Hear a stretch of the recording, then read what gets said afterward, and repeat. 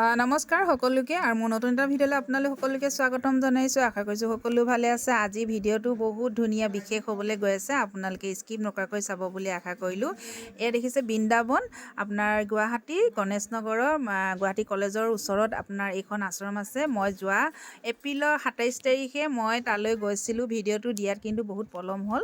আৰু এই চাওকচোন, আশ্ৰমত থকা আইতাসকল বহুত বেছি মৰমীয়াল আৰু বহুত বেছি ধুনীয়া, সকলো মিলিজুলি থাকে। মানে তাৰ পৰিৱেশটোৱে আপোনালোকক বুজাব নোৱাৰোঁ, ইমানেই পজিটিভ আৰু ইমানেই ভাল লাগিলে। আমি সেইদিনা গোটেই দিনটো তাতেই থকা হ'ল, চাহ পানী ভাত পানী খাই ফূৰ্তি হাঁহি ধেমালি কৰি ফটো চটো তুলি খুব ধুনীয়াকৈ আহিলোঁ। খুব বেছি ভাল লাগিলে, তাৰপৰা আহিবই মন যোৱা নাছিলে। লগতে আপোনাৰ লোহিত নাথ ভাইটি আৰু তেওঁৰ ফেমিলি, তেওঁলোকো বহুত ধুনীয়া, তেওঁৰ ছোৱালীকেইজনীও বহুত ধুনীয়া আৰু বহুত মৰমীয়াল আৰু বহুত মানুহক বহুত বেছিকৈ আদৰ সন্মান মৰমেৰে তেওঁলোকে ব্যৱহাৰ কৰে। তাৰ কাৰণে বহুত বেছি ভাল লাগিলে। আৰু এই ভিডিঅ'টোৰ জৰিয়তে মই লোহিত নাথকো ধন্যবাদ জনাইছোঁ। মোৰ যে এনেকৈ এই ফটো আৰু ভিডিঅ' ক্লিপখিনি তুমি যে থলা, যে মই এইখিনি মৰম মই আজি ৰাখিব পাৰিছোঁ, সাঁচি ৰাখিব পাৰিছোঁ, তাৰ কাৰণে বহুত বেছি ধন্যবাদ জনাইছোঁ।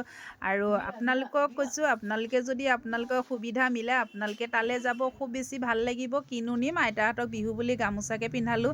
বিশেষকৈ মোৰ মেখেলা চাদৰ দোকান আছিলে, মই ভাবিছিলোঁ মেখেলা চাদৰ আইতাহঁতলৈ লৈ যাম। লোহিত নাথে ক'লে নালাগে, ঢেৰ মেখেলা চাদৰ আছে। তো গতিকে মই ভাবিলোঁ আইতাহঁতৰ যেতিয়া ঢেৰ আছে, আইতাহঁতৰ বাথৰুম বনাই আছে, তাকে মই সৰু মূল্য এটা দিলোঁ আৰু আশা কৰিছোঁ আগলৈ যাতে এনেকৈ মৰম দিব পাৰিম। ধন্যবাদ।